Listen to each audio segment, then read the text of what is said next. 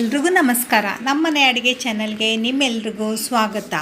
Veg ಪಲಾವ್ಗೆ ಬೇಕಾಗಿರೋ ಸಾಮಗ್ರಿಗಳು ನೋಡೋಣ.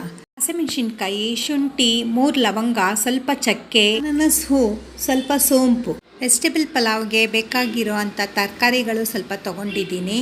ಹಾಗೆ ಇಲ್ಲಿ ಒಂದು ದಪ್ಪ ಸೈಜು ಈರುಳ್ಳಿ ಸಣ್ಣಗೆ ಹೆಚ್ಚಿಟ್ಕೊಂಡಿದ್ದೀನಿ. 2 ಟೊಮೆಟೊ ಸಣ್ಣಗೆ ಹೆಚ್ಚಿಟ್ಕೊಳ್ಳಿ. ಪುದೀನ ಹಾಗೆ ಸ್ವಲ್ಪ ಕೊತ್ತಂಬರಿ ಸೊಪ್ಪು. ಎಲ್ಲ ಮಸಾಲ ಪದಾರ್ಥಗಳು ಒಂದು ಮಿಕ್ಸಿ ಜಾರಿಗೆ ಹಾಕಿ ನುಣ್ಣಗೆ ರುಬ್ಬಿಟ್ಕೊಳ್ಳಿ. ಫ್ರೆಂಡ್ಸ್, ಯಾರೆಲ್ಲ ನನ್ನ ಚಾನೆಲ್ ನೋಡ್ತಾ ಇದ್ದೀರಾ ದಯವಿಟ್ಟು ಸಬ್ಸ್ಕ್ರೈಬ್ ಮಾಡ್ಕೊಳ್ಳಿ. ನಿಮಗಿಷ್ಟ ಆದರೆ ಒಂದು ಲೈಕ್ ಮಾಡಿ. ಮೊದಲಿಗೆ ಒಂದು ಕುಕ್ಕರ್ ಪ್ಯಾನ್ ತೊಗೊಳ್ಳಿ. ಕಾದ ನಂತರ ಅದಕ್ಕೆ ಒಂದು ಸ್ವಲ್ಪ ಎಣ್ಣೆ ಹಾಕ್ಕೊಳ್ಳಿ. ನೆಕ್ಸ್ಟು ಈರುಳ್ಳಿ ಹೆಚ್ಚಿಟ್ಕೊಂಡಿರೋ ಅಂಥ ಈರುಳ್ಳಿ ಹಾಕ್ಕೊಳ್ಳಿ.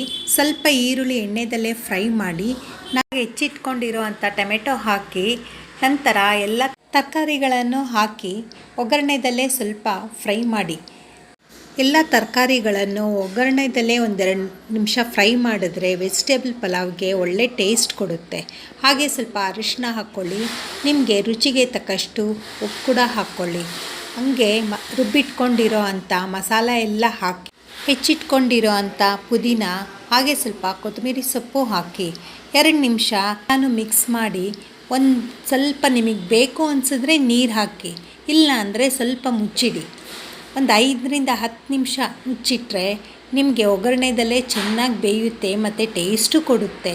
ಸ್ವಲ್ಪ ನೋಡಿ, ನಿಮಗೆ ನೀರು ಬೇಕು ಅನಿಸಿದ್ರೆ ನೀರು ಹಾಕಿ, ಇಲ್ಲ ಅಂದರೆ ಇನ್ನೂ ಒಂದು 5 ನಿಮಿಷ ಮುಚ್ಚಿಡಿ.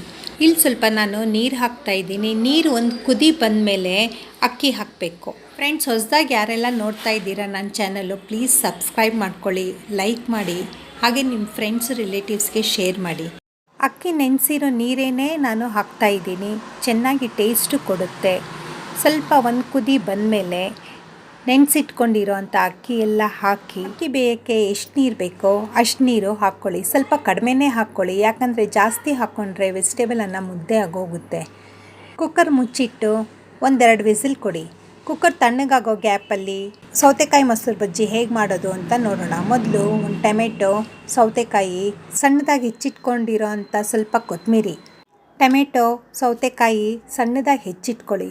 ಹಾಗೆ ಒಂದು ಬಟ್ಲಲ್ಲಿ ಮೊಸರು ತೊಗೊಂಡು ಅದಕ್ಕೆ ಹೆಚ್ಚಿಟ್ಕೊಂಡಿರೋ ಅಂಥ ಕೊತ್ತಂಬರಿ, ಟೊಮೆಟೊ, ಸೌತೆಕಾಯಿ ಹಾಗೆ ಸ್ವಲ್ಪ ಮೆಣಸಿನ ಪುಡಿ, ಉಪ್ಪು ಹಾಕಿ ಮಿಕ್ಸ್ ಮಾಡಿ. ಮಿಕ್ಸ್ ಮಾಡಿದ್ರೆ ರೆಡಿಯಾಗಿದೆ ನೋಡಿ ಸೌತೆಕಾಯಿ ಮೊಸರು ಬಜ್ಜಿ. ಹಾಗೆ ಬನ್ನಿ, ಕುಕ್ಕರ್ ತಣ್ಣಗಾಗಿರುತ್ತೆ. ವೆಜಿಟೇಬಲ್ ಪಲಾವ್ ಹೆಂಗಾಗಿದೆ ಅಂತ ನೋಡೋಣ. ವಾಸನೆ ಅಂತೂ ತುಂಬ ಘಮ್ಮಾಗಿದೆ. ಎಲ್ಲನೂ ಒಂದು ಸತಿ ಮಿಕ್ಸ್ ಮಾಡಿದ್ರೆ ನಿಮಗೆ ವೆಜಿಟೇಬಲ್ ಪಲಾವ್ ರೆಡಿಯಾಗಿರುತ್ತೆ. ವೆಜಿಟೇಬಲ್ ಪಲಾವ್ ಮೊಸರು ಬಜ್ಜಿ ಜೊತೆ ತುಂಬ ಚೆನ್ನಾಗಿರುತ್ತೆ ಕಾಂಬಿನೇಷನ್ನು. Thank you.